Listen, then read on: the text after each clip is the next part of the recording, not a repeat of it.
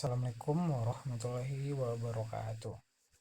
Sebelumnya perkenalkan, saya Jesio Pengki dengan NIM 24354046, mahasiswa PGSD PSDKU Kota Sawalunto, yang dimana di sini saya akan menjelaskan hasil codingan saya di mata kuliah pengantar coding dengan dosen pengampu Vici Syahril Sairani MPD,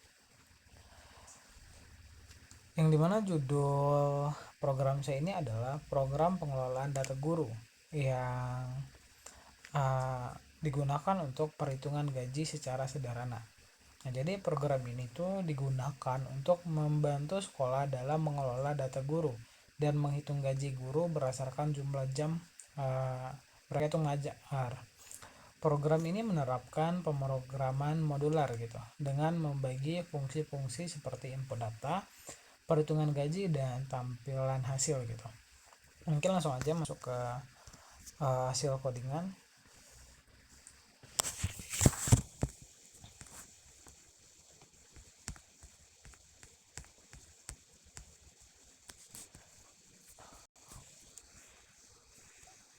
Oke, ini adalah codingan yang pertama.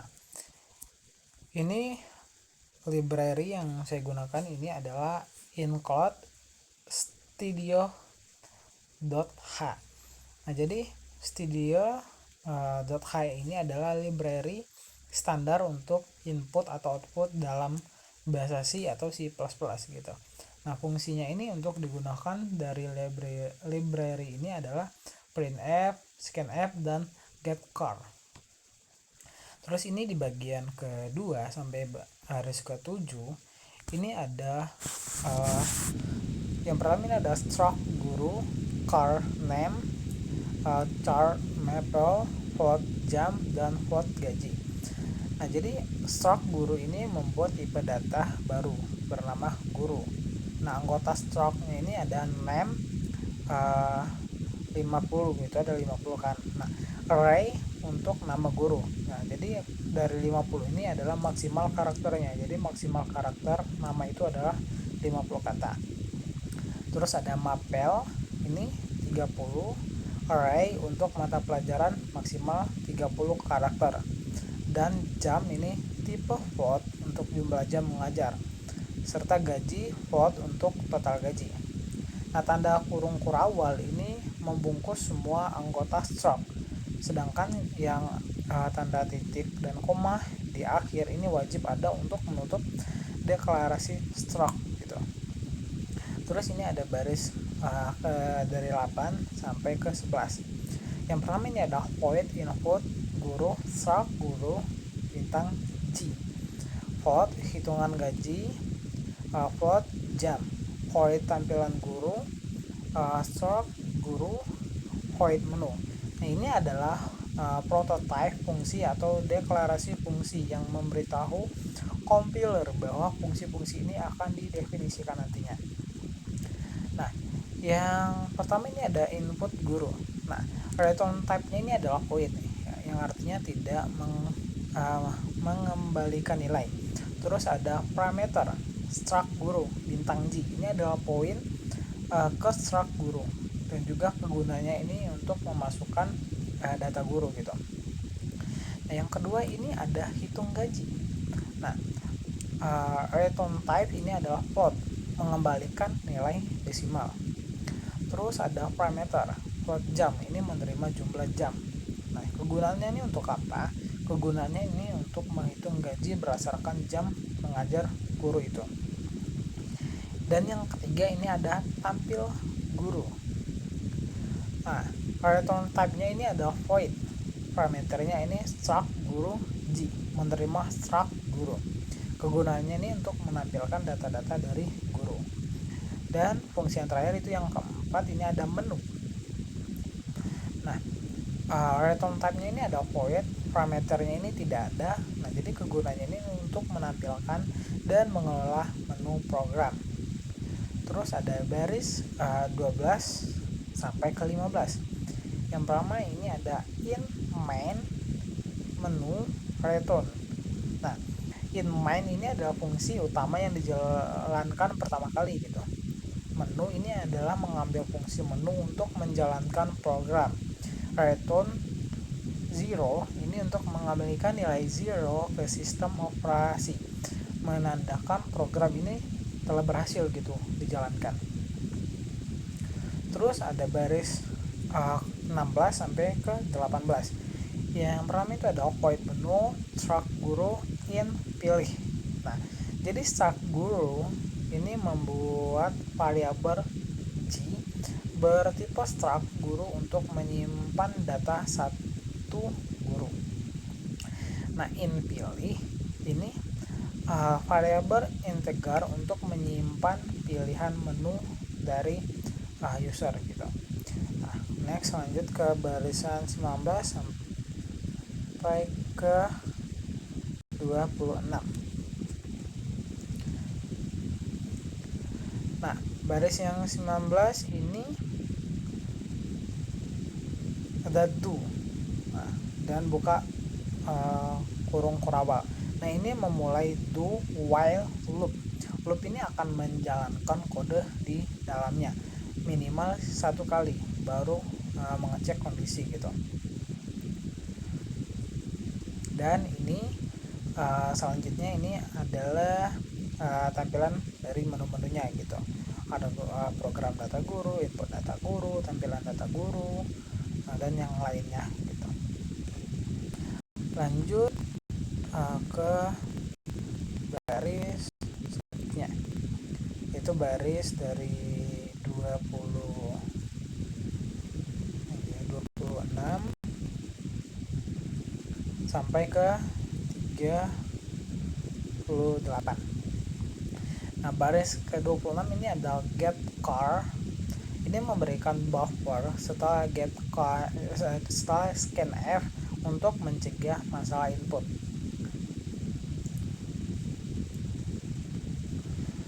Nah, baris 27 sampai 35 ini adalah struct if else untuk pilihan menu.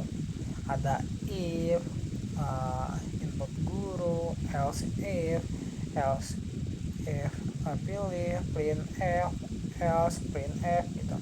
Nah, jadi yang pertama ini ada if dalam kurung pilih sama dengan 1 dan juga input guru gitu. Nah, jadi jika user ini memiliki angka 1 gitu, maka ini akan memanggil fungsi input guru dan G dalam kurungnya. Nah, yang dalam kurung dan G ini mengirimkan alamat memori variabel G atau pointer agar data yang di input itu langsung tersimpan ke variabel aslinya. Nah, baris 29 sampai ke 30 ini adalah baris pilih menu yang kedua. Nah, yaitu ada tutup kurung kurawal, else if pilih sama dengan 2, buka kurung kurawal, tampilan guru dalam kurung G dan titik koma. Nah, jika user ini memiliki angka 2, maka aksinya ini akan memanggil fungsi tampil guru dalam kurung G. Nah, G ini mengirimkan struct guru secara langsung, pass by value, karena hanya menampilkan tingkat tidak mengubah data gitu. Terus baris yang ke-31 sampai ke-32 ini pilihan menu yang ketiga. Nah, tutup kurung kurawal, else if pilih sama dengan 3, buka kurung kurawal, printf dalam kurung program selesai, titik atau n, tutup kurung dan titik koma. Nah, kondisi ini jika si user ini memiliki angka 3, maka aksinya ini akan menimbulkan atau menampilkan pesan program selesai. Nah, program akan keluar dari loop setelah ini gitu. Nah, sedangkan baris yang 33 sampai ke yang 35 ini adalah pilihan yang tidak valid, yang dimana else, buka kurung kurawal, printf, pilihan tidak valid gitu, dan tutup kurung kurawal. Nah, jika user ini memasukkan angka selain 1, tadi 2 dan juga 3, maka aksinya ini akan menampilkan pesan error atau pilihan itu tidak valid gitu. Nah, terus lanjut ke Yang selanjutnya ini ada baris ke-37, ini adalah kondisi loop, dimana while pilih tanda seru sama dengan 3. Nah jadi while dalam kurung pilih tanda seru sama dengan 3 ini adalah loop akan terus berjalan selama pilihan tidak sama dengan 3. Nah tanda seru sama dengan ini adalah operator tidak sama dengan. Jadi jika user ini memiliki 3, loop berhenti dan program pun langsung selesai gitu. Dan juga baris yang ke-38 ini adalah menutup fungsi dengan kurung kurawal gitu. Langsung next.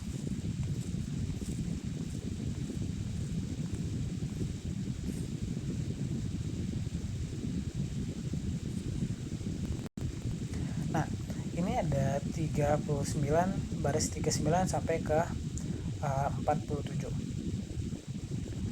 Nah baris ke-39 ini adalah deklarasi fungsi void input guru struct guru bintang G gitu. Nah void ini tidak mengembalikan nilai. Parameter struct guru bintang G ini menerima pointer ke struct guru menggunakan pointer agar perubahan data tersimpan ke variabel yang asli gitu. Nah baris 40 sampai ke baris yang 41 ini adalah input dari nama guru. Nah yang dimana ada printf masuk ke nama guru dan get G name. Nah printf ini menampilkan prompt untuk user. Get G name ini membaca input string, bisa mengandung spasi. Sedangkan G name-nya ini mengakses anggota nama dari struct melalui pointer. Nah operator yang tanda ngarah itu digunakan untuk mengakses anggota struct melalui pointer. Nah lanjut, ini ada baris 42 sampai 43 ini adalah input mata pelajaran. Printf masukkan mata pelajaran, get G tanda panah mapel. Nah, membaca input mata pelajaran yang diajarkan. Ini disimpan ke G tanda panah mengapel. Nah baris 44 sampai 45 ini adalah input jam mengajar gitu. Printf masukkan jam mengajar, scanf, %f, dan G tanda panah jam. Nah scanf ada juga %f titik ini membaca input angka float gitu. Dan G tanda panah jam ini alamat memori dari anggota jam dan struct. Sedangkan yang tanda dan ini adalah operator alamat atau address minus of gitu. Nah sedangkan baris 46 nya ini menghitung gaji otomatis gitu. G tanda panah gaji sama dengan hitung gaji, G tanda panah jam. Nah jadi maksudnya itu apa? Maksudnya ini kita memanggil fungsi hitung gaji gitu dengan parameter G tanda panah jam itu. Nah hasil perhitungan disimpan ke G tanda panah gaji. Gaji dihitung otomatis berdasarkan jam mengajar. User tidak perlu input manual lagi gitu. Nah, sedangkan yang baris ke-47 itu adalah penutup dengan kurung kurawal. Next, lanjut.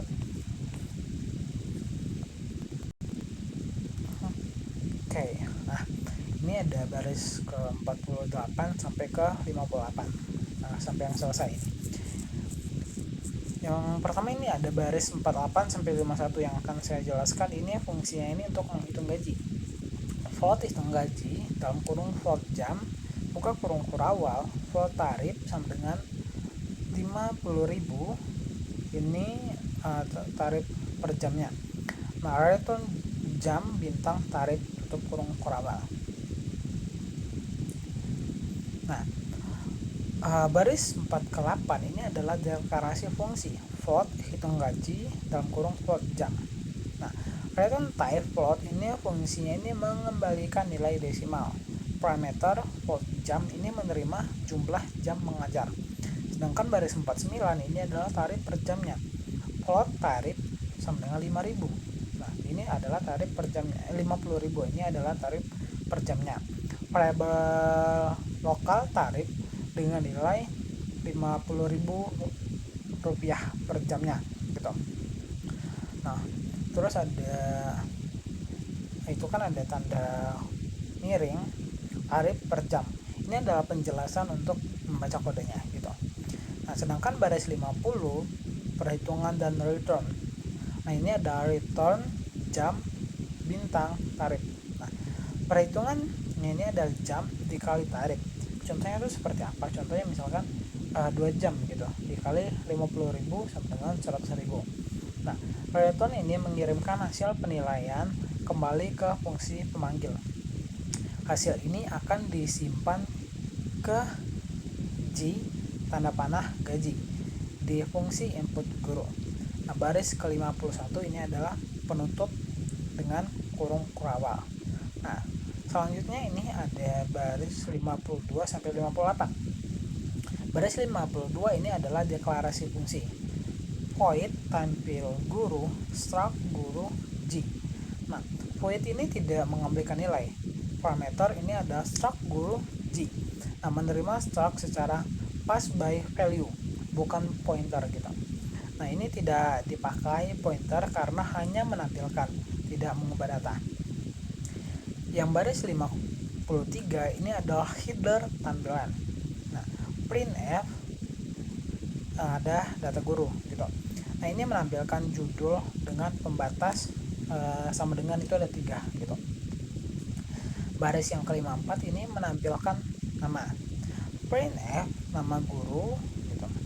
Nah, yang tanda %s ini adalah format specifier untuk string. Nah, terus kalau g.name ini mengakses anggota struct dengan operator titik, yaitu dengan titiknya. Nah, kenapa pakai titik bukan tanda panah tadi? Karena G ini bukan pointer tapi struct langsung gitu. Nah, baris yang ke-55 ini menampilkan mata pelajaran.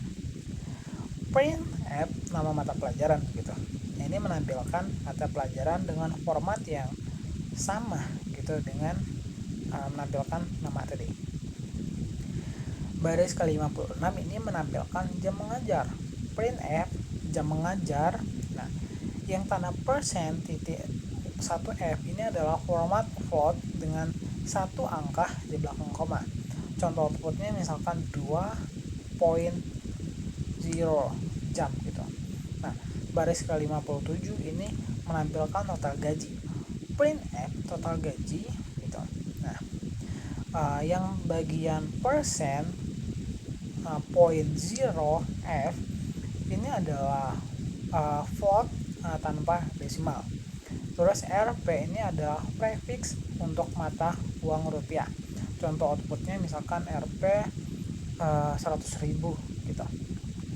Nah, terus baris ke 58 ini adalah penutup fungsi dengan kurung kurawal gitu.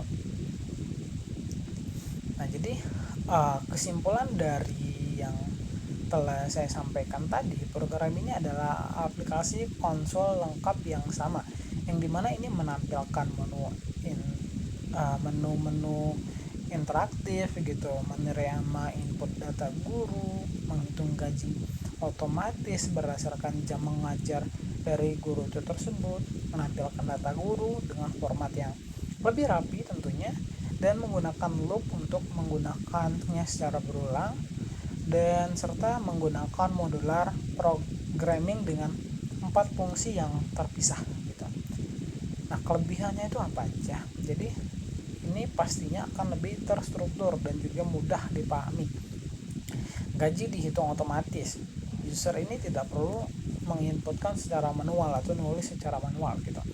Nah, menu yang user friendly bisa digunakan berulang kali sampai user ini memilih keluar gitu. Nah, baik, mungkin hanya itu saja penjelasan dari saya mengenai tugas akhir coding saya. Semoga dengan codingan saya ini tugas saya terpenuhi dan bisa bisa mendapatkan nilai A. Baik, mungkin hanya itu saja. Terima kasih. Wabillahi taufiq wal hidayah. Wassalamualaikum warahmatullahi wabarakatuh.